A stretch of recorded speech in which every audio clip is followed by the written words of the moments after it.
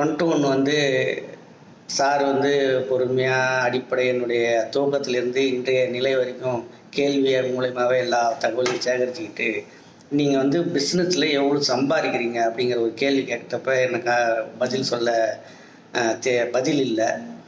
இல்லை சார் அப்படியே பக்கம் வரோம், அப்படியே போவோம் எடுத்துகிட்டு போவோம், அப்படியே வருவோம், கொஞ்சம் லாபங்க அப்படி கிடைக்கும், அப்படி தான் போயிட்டு இருந்தோம்.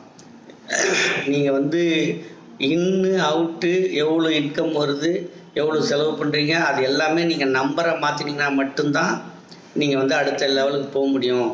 நீங்கள் இப்போ இத்தனை வருஷம் நீங்கள் வந்து இதே நிலைக்கு இருந்த காரணம் வந்து நீங்கள் வந்து நம்பராக மாற்றலை அப்படின்னு சொன்னது வந்து எனக்கு வந்து இதுதான் நமக்கு ஒரு பெரிய தடைகள்லாம் இருந்துருக்கு. நம்ம ஏதோ வருது விற்கிறோம் போகிறோம் அப்படிங்கிற கண்ணோட்டத்திலே நான் இருந்ததால் இந்த டெவலப்மெண்ட் நம்மளால் இதுக்கு மேலே பண்ண முடியாமல் போனதுக்கு காரணமே நம்மளுடைய லெத்தாஜிக்கு தான் அப்படிங்கிறத என்னால் உணர முடிஞ்சுது. நீங்கள் வந்து 80% வியாபாரத்தை 20% வாடிக்கையாளர்கிட்ட நீங்கள் பெறலாமே அப்படின்னு சொன்னது எனக்கு வந்து ஒரு புதிய சிந்தனையாக தான் இருந்துச்சு. எனக்கு ஒரு அது பல்பான இருந்துச்சு. ஏன் நம்ம வந்து அந்தமாரி செஞ்சு வியாபாரத்தை பெருக்கக்கூடாது அப்படிங்கிறது எனக்கு புதுசாக இருந்துச்சு.